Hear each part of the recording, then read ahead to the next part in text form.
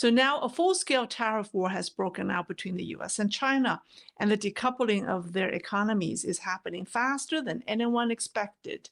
It feels less like a trade war and more like the opening moves of a new world war. Trump's tariffs are aimed at crippling China's manufacturing dominance by cutting off its export lifeline, the very thing keeping the Chinese economy afloat. When regimes are desperate, they often create external crises. Xi Jinping's fixation on Taiwan is no longer just ideological, it's about his survival. There are now growing concerns that Xi Jinping may start a war with Taiwan to stay in power.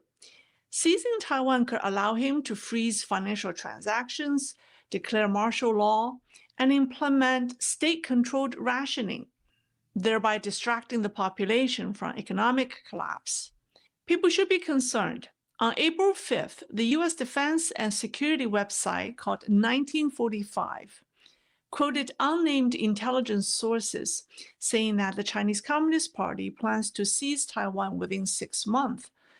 This is way earlier than previous predictions, which suggested the CCP might invade Taiwan by 2027. It also sounds a lot more definite, with less room to guess. According to these sources, top CCP leaders believe that the current U.S. government might either be unwilling or simply unable to prevent an invasion. So now it's not a question if the CCP will attack Taiwan, it's just a matter of when. This claim also matches the rising tension we've seen across the Indo-Pacific. China's military exercises and harassment around Taiwan have been pushing the limits of gray zone operations for a while now. Last month, things ramped up sharply. On March 17th and 21st, China sent 43 and 41 military aircraft across the Taiwan Strait median line into Taiwan's air defense zone. Throughout all of March, China dispatched 311 aircraft and stepped up the use of high-altitude surveillance and reconnaissance balloons, with as many as 11 balloons spotted in one day. Since April began, there have been almost daily flights by a dozen or more Chinese aircraft and multiple warships operating around Taiwan. Most of them crossed the median line, heading into Taiwan's southwestern and eastern defense zone. So China's gray zone tactics toward Taiwan are getting more dangerous. They're not just wearing down Taiwan's defense resources, they're also trying to provoke Taiwan into an escalated situation. At the Honolulu Defense Forum on February the 13th, head of U.S. Indo-Pacific Command, Admiral Samuel Paparo, made it clear. He said the Chinese Navy's regular patrols around Taiwan and the harassment flights by the Chinese Air Force aren't just exercises, they are rehearsals for a war to forcibly take over Taiwan. About 2 weeks ago, on March 27th, Japan unveiled a plan. It's the first time for Japan to unveil such a plan, to evacuate about 120,000 civilians from islands near Taiwan in case of an emergency. The evacuees would be taken to 8 prefectures in southwestern and western Japan within 6 days. Tokyo said it planned to conduct evacuation drills from April to next year. Last month, the Philippines also stepped up its military preparations amid rising tensions with China. The armed forces were ordered to draft contingency plans for a potential Taiwan invasion scenario, with a focus on northern Luzon and the Luzon Strait. Additionally, Manila moved to modernize its air force by asking to buy 20 F-16 fighter jets from the U.S. So these steps show that the Philippines is serious about strengthening its defense as regional tensions escalate. So it feels like we're not far from war. So here's the question. Will the CCP launch an attack on Taiwan in the next 6 months?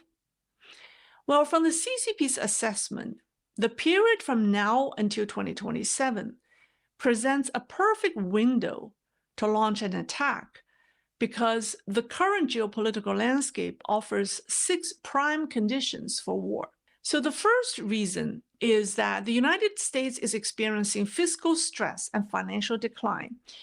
As of 2024, for the first time in history, the United States government is spending more on interest payments on its national debt than on national defense.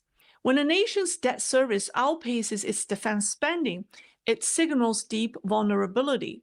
The government is spending more just to stay alive financially than to protect itself militarily. So as a response, the Trump administration is making bold moves to streamline spending, cut waste, and increase revenue. However, this has triggered unprecedented backslash, intensifying political divisions within American society, which brings us to the next point. That is, the United States is politically divided and internally weakened. Political polarization is growing worse. The fierce opposition to Trump's reforms is creating an environment of instability, disunity, paralysis. So a divided America weakens deterrence abroad and emboldens adversaries like the CCP. So the third reason is that the United States is already stretched thin by multiple conflicts. The wars in Ukraine and the Middle East have not yet ended. The Russia-Ukraine conflict in particular is tying up U.S. strategic resources. The U.S. military cannot sustain involvement in 3 simultaneous conflicts indefinitely. Even if it can, its operational capacity would be severely strained. The fourth is strained alliances make a coordinated Pacific response less certain. So from the CCP's perspective, some of Trump's policies have caused friction with traditional U.S. allies like Canada and European nations. If war breaks out in the Pacific, it's unclear whether NATO allies will respond swiftly. And this weakens the potential for a unified Western front against Chinese aggression. And number 5 is time is eroding China's advantage in manufacturing. Although Trump has prioritized rebuilding American industry, especially in critical sectors like shipbuilding, this process takes time. Today, China's manufacturing and shipbuilding capacity far exceeds that of the United States. However, if the CCP waits, U.S. capabilities will grow while China's economic challenges will worsen. So time is not on the CCP's side. Xi Jinping is personally running out of time. Last but not least, Xi Jinping's 3rd term will end in 2027. He justified his unprecedented 3rd term by promising to complete the historic mission of unifying Taiwan. If he fails to deliver, it will be difficult for him to maintain his hold on power. So for him, achieving unification is not just a strategic goal, it's becoming a political necessity for his personal survival. So all 6 of these conditions, U.S. fiscal strain, American political division, U.S. overextended military commitments, weakened Western alliances, a shrinking manufacturing advantage, and Xi Jinping's personal deadline, are aligning in a way that may convince Beijing that the window for action is open, but not for very long.